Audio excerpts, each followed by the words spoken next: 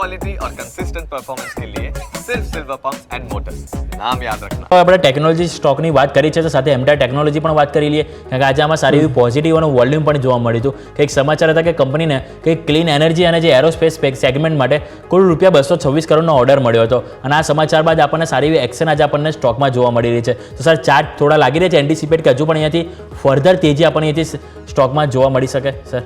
હવે એમટાર ની વાત કરું તો એમટાર નું જે ઓર્ડર બુક છે ખૂબ સ્ટ્રોંગ છે અને જે ઇન્ડિયાનું ભવિષ્ય છે એક કે જે પ્રમાણે એરોસ્પેસમાં ને જે પ્રમાણે નવા નવા રિસર્ચ આપણને જોવા મળી રહ્યા છે એ પ્રમાણે એમટાર ટેકનોલોજીનો સ્ટોક્સ આપણને આવનારા દિવસોમાં પણ ખૂબ સારું પરફોર્મ કરશે. બટ હવે જે જોવાનું છે એ છે કે કંપનીનું પરફોર્મન્સ, કંપનીનું પ્રોફિટ કેટલો ઇમ્પ્રૂવ થઈ રહ્યું છે, કારણ કે લાસ્ટ યર તો કંપનીએ નિરાશ કરેલા હતા આપણને પ્રોફિટમાં.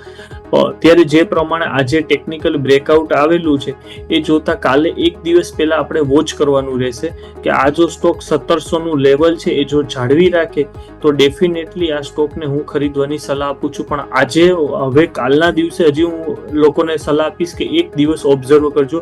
જો 1700 નું લેવલ જાળવી રાખશે તો ટેકનિકલી ડેફિનેટલી આ ઉપર જોવા મળી શકે છે. પણ જે પ્રમાણે કંપનીના ન્યૂઝ આવી રહ્યા છે, કંપનીના જે સેન્ટિમેન્ટ્સ છે, આ સ્ટોકની વાત કરીએ તો કંપનીનો પી રેશિયો 100 ની ઉપર છે. પણ જ્યારે સેન્ટિમેન્ટ્સ પોઝિટિવ હોય છે ત્યારે આપણે જનરલી પી રેશિયોને પણ ઇગ્નોર કરવાની હું સલાહ આપતો હોઉં છું. તો એ પ્રમાણે અત્યારે સ્ટોક સારો છે, પણ ટેકનિકલી જો 1700 નું લેવલ મેન્ટેન કરશે તો આગળ જોવા મળી શકે છે. એ 1700 લેવલ છે કે જેની ઉપર આપણા સૌ કોઈની આંખ હોવી જોઈએ કે જો 1700 જળવાઈ રહે તો જ ફર્ધર આપણે અહીંથી નવી ખરીદી માટે વિચાર કરવો જોઈએ.